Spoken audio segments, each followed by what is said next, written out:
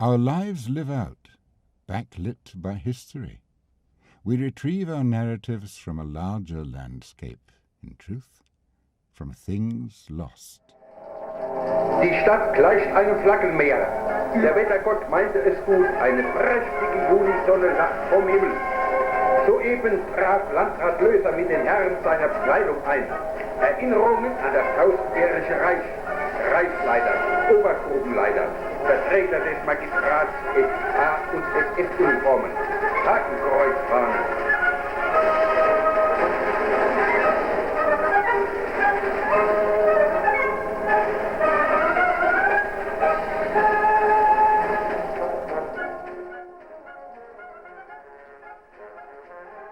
Hanau in summer. The 30 Years' War is 300 years past. A siege, a battle. The descendants celebrate victory over the imperial prince of Lamboy. Indeed, there is also much to celebrate in the present. The Olympic Games have come to Germany. The Great Depression is over. Defeat in the Great War nearly 2 decades past. But behind these ceremonial lancers marches the new German army. Conscription has returned. The Peace of Versailles repudiated. Adolf Hitler is Chancellor. The Nuremberg laws less than a year old. What do Hanau's remaining Jews make of it? Half are already gone, scattered across the world. Anywhere that will take them. Lieutenant Max Schwab of the 69th Regiment, fatally entranced by his own Iron Cross from the First War, watches. Perhaps from this crowd, the marching soldiers of the army in which he is no longer permitted to serve. His son, Rudolf, already in Johannesburg, seemingly advised to flee by his friend Karl Kipfer, who joins the Nazi Party. Hanau basks in sunlight as the Schwab family begins a life of letters. I feel isolated and lonely. I long to get away from you, but I can already feel the terrible homesickness I will be slave to. The minute I shake the dust off my old homeland off my shoes. Just think about it. Our forefathers have lived in Hanau uninterrupted for the last 335 years, and they are all buried in the same graveyard. When your letters arrive, you are so close to me, and it's as if I can live alongside you. But when you don't write, then you are so endlessly, unreachably far away. Far away in South Africa, Rudolf desperately tries to persuade his father to move. He won't, can't. And it comes through very, very poignantly in the letters that we still have. And so you can see that terrible feeling of desperation in trying to, first of all, get the government in South Africa to agree to allow his family to come to South Africa was too late. Only after Kristallnacht in 1938 and a fortnight in Buchenwald concentration camp does Max even begin to understand.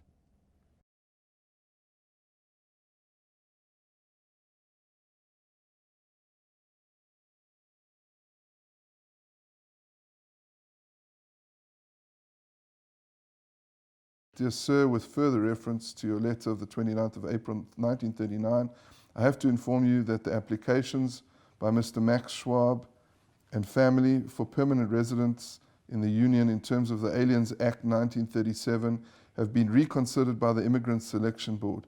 The applicants have, however, again been rejected. The documents which accompanied your letter are returned herewith. I have the honor to be, Sir, your obedient servant, Secretary for the Interior.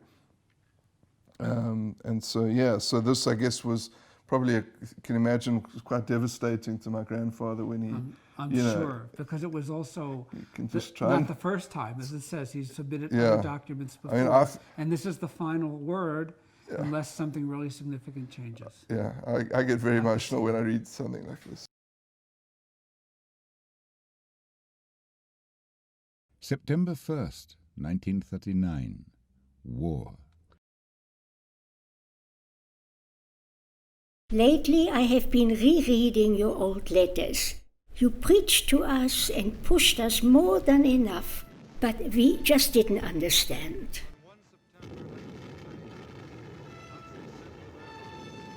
And so, my dear son, think of me from time to time.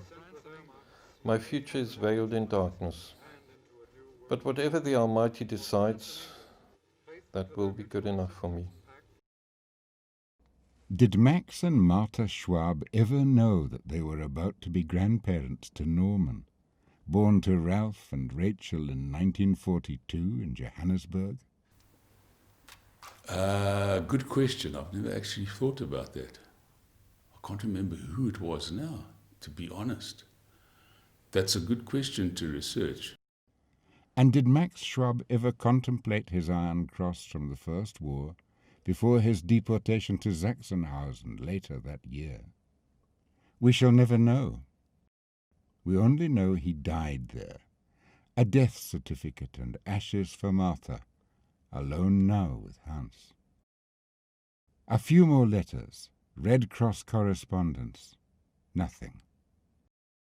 These final photographs of Hanau's remaining Jews clearing the streets. And on a sunny Saturday afternoon, 30th May 1942, deportation. All roads run east, and yet further east, over the ends of the world.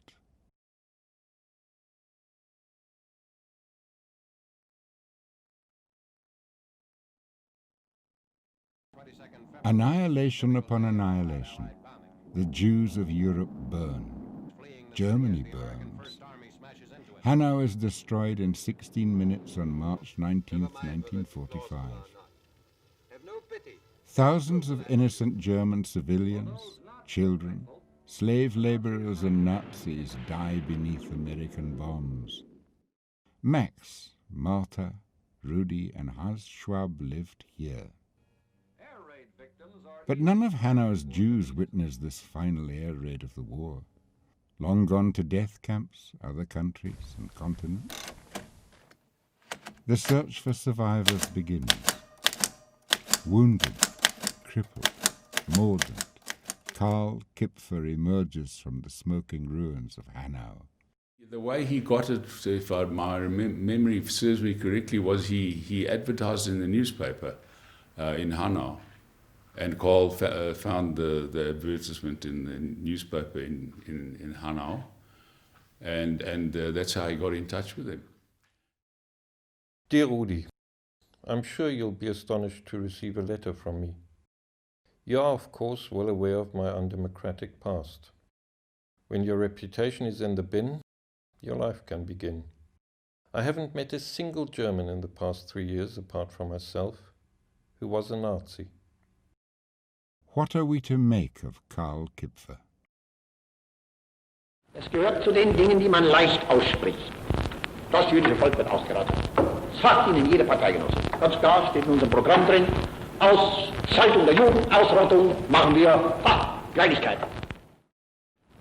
Und dann kommen sie alle die braven 80 Millionen Deutschen, jeder hat seinen anständigen Juden, sagt, alle anderen sind Schweine, der ist ein prima Jude.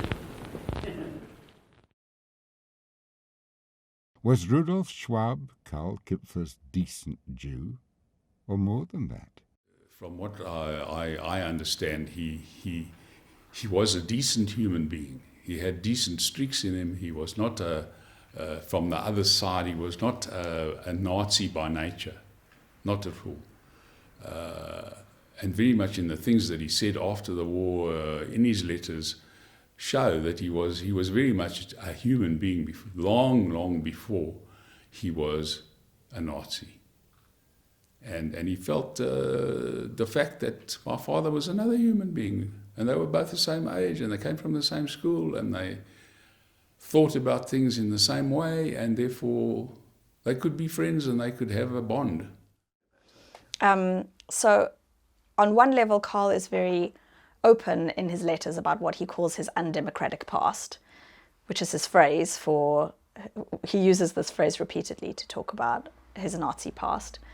And he tells Rudolf very openly from the first letter, you know all about my undemocratic past, I'm not going to mince my words, you know me very well.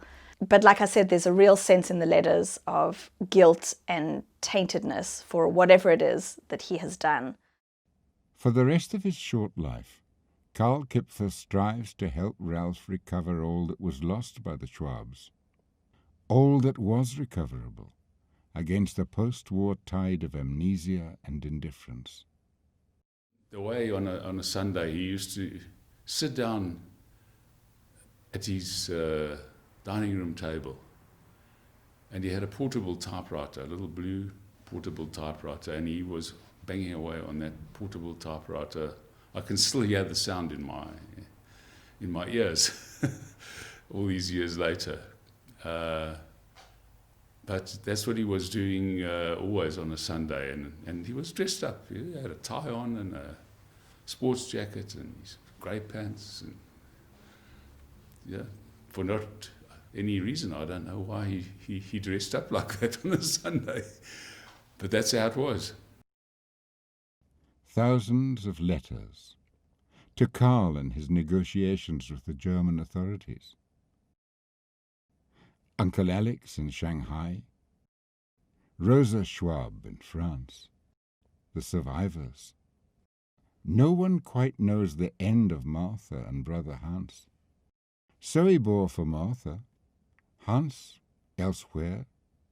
Even the indefatigable Karl cannot find out for sure. What's remarkable about Karl is that in his first letter to Rudolf, he offered to take on the legal claims for restitution and reparations, not just for Rudolf, but for all the members of his family who had survived. But despite his very poor physical condition and being a very sickly man, he literally hobbled around Germany between 1948 and his death in 1955, pursuing these claims for his Jewish friend, really pursuing acknowledgement and justice. And watching this process unfold in the letters was really quite remarkable. Karl Kipfer and Rudolf Schwab never meet again. An enigma till the end, Karl dies in January 1955.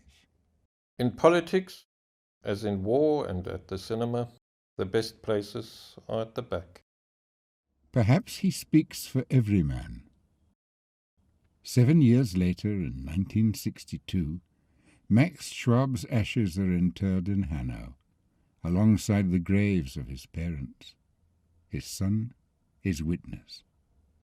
So I returned to Hanau a couple of years ago. After discovering the letters, I contacted the mayor of Hanau, whose assistant, Martin Hoppe, corresponded with me and invited me to a ceremony which they had been planning to acknowledge and to recognize those Jews who lived in Hanau and who perished during the Holocaust. Als Präsidentin des Zentralrats der Juden in Deutschland, Herr Daniel Schwab und Frau Reis-Lyons aus Südafrika, Urenkel von Max Schwab und Familie, sind hier ebenso wie Herr Rabbiner Gurewitz.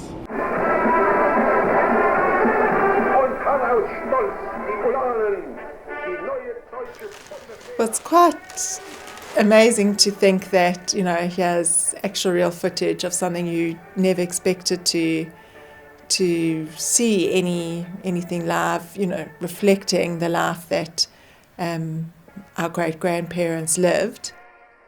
The Jewish cemetery was completely intact, which was quite stark, knowing that statistic of such a huge proportion of the town being destroyed, and then seeing this Jewish cemetery completely intact with all our ancestors going back hundreds of years and their tombstones was something quite touching, and, you know, really, you know, you could feel the history, and you could feel we could feel that, you know, our roots were here, and, you know, and also understanding why they loved where they lived and why Max was so reluctant to leave.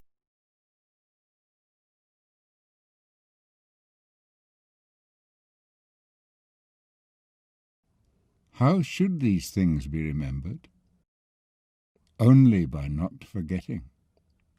Yad Vashem records 894 Schwabs who perished in the Holocaust, 11 from Hanau, a line entry in a larger ledger of loss.